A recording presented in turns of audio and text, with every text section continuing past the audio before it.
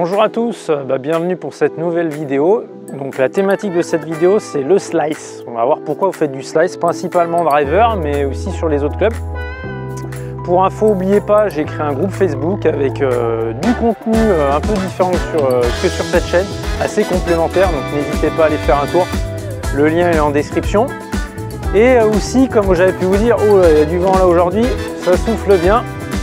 J'ai créé une nouvelle formation, un nouveau programme d'accompagnement. Donc n'hésitez pas, il y a toutes les infos aussi en description. Vous allez voir, j'ai fait une petite vidéo qui vous explique rapidement un petit peu le contenu. Et puis après, pour ceux qui sont intéressés, il y aura la possibilité de prendre un rendez-vous avec moi pour que je puisse répondre à vos questions et puis voir si ce programme vous convient. Et ben on est parti pour cette vidéo. Alors le driver, donc là je suis aligné pour jouer les poteaux de rugby là en face. Donc on a vu le slice, hein, c'est vraiment la faute majeure que je vois souvent dans mon cours de base. Les élèves viennent me voir, Pierrick, je fais du slice au drive, c'est vraiment une des demandes les plus récurrentes. C'est quoi les fautes donc du coup aussi les plus récurrentes que je vois et que je corrige à chaque fois en cours pour les élèves qui me demandent qu'on intervienne sur ce slice au drive.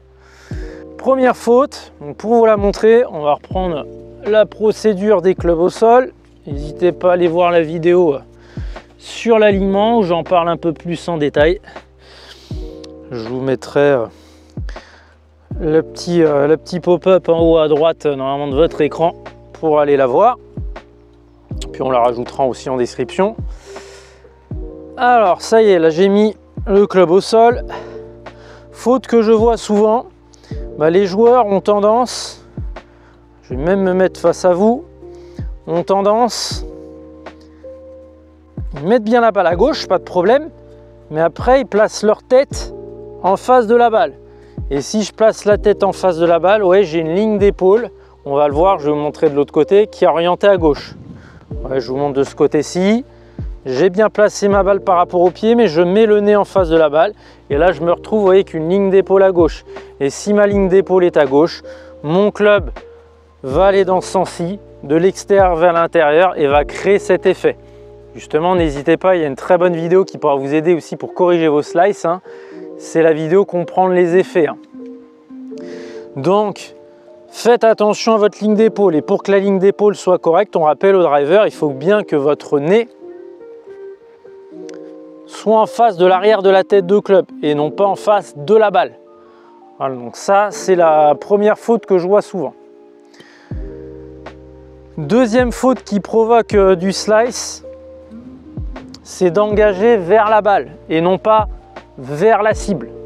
Donc là, je parle beaucoup d'intention cible. N'hésitez pas à aller voir la vidéo sur les deux éléments clés où j'évoque vraiment le fait que ouais, si on est concentré sur la balle, ouais, là je vais venir engager vers la balle et ouais, mon club va évoluer dans ce sens-ci. Encore une fois, un chemin de club ouais, vers la gauche et ça imprime une rotation de tête de balle, excusez-moi, je vais arriver vers la droite. Donc là, très important, on rappelle, on libère, on met la vitesse vers la cible. Donc ça, c'est la deuxième chose aussi que je corrige le plus souvent. Troisième chose sur laquelle j'interviens souvent, vous faites du slice, on avait un peu marre d'en mettre de partout des balles. Et qu'est-ce que vous faites? Vous venez un peu même tenir la sortie. On voit des fois les champions sur des coups de fer venir comme ceci, tenir un petit peu la sortie. Ça peut passer sur des petits clubs, des longs clubs non, parce qu'en général quand vous tenez la sortie, vous cherchez à du coup bien allonger les bras vers l'objectif, mais oui, en allongeant aussi le bras gauche. Et ça, c'est pas bon, c'est faux. Il faut que votre bras gauche vienne se fléchir. On parle de connexion, ouais, j'ai mis petit exercice pour le sentir. Votre main sous l'aisselle gauche si vous êtes droitier. Et hop, vous voyez, là, ça doit tout de suite venir fléchir. Une fois qu'on est ici, en effet, ça vient se déconnecter. Ouais, quand on est un peu à la symétrie de la montée. Je monte. Là, je suis à la symétrie de la montée. Et là, en effet, ça se déconnecte. Mais sinon ça reste relativement connecté. Donc vous voyez vraiment traverser dans ce sens-ci. Et là, ouais, ça pour incidence de permettre à ma main, vous voyez, de venir supiner là, ouais, le poignet là. Hop, parce que souvent le problème c'est que c'est un peu tout verrouillé, tenu vers la cible parce que vous voulez diriger le coup de golf. Donc ça, c'est donc du coup le point suivant. Le dernier point qui est un peu en relation avec ce que je viens d'évoquer, hein, c'est pareil, beaucoup de pression sur le club et plus exactement, à la limite la pression sur le club ça, mais des poignets encore une fois très rigides. Donc j'aime bien aussi, n'hésitez pas à aller vous entraîner. Oui, j'inclus souvent dans des routines, je demande aux joueurs de faire un peu des coups comme ceci. Hop, et après le dernier, on libère pour être moins dans ce côté trop exagéré du lancer. Autre point aussi, je vous ai parlé d'un manque de supination de ce poignet gauche qui peut être lié à un mauvais grip.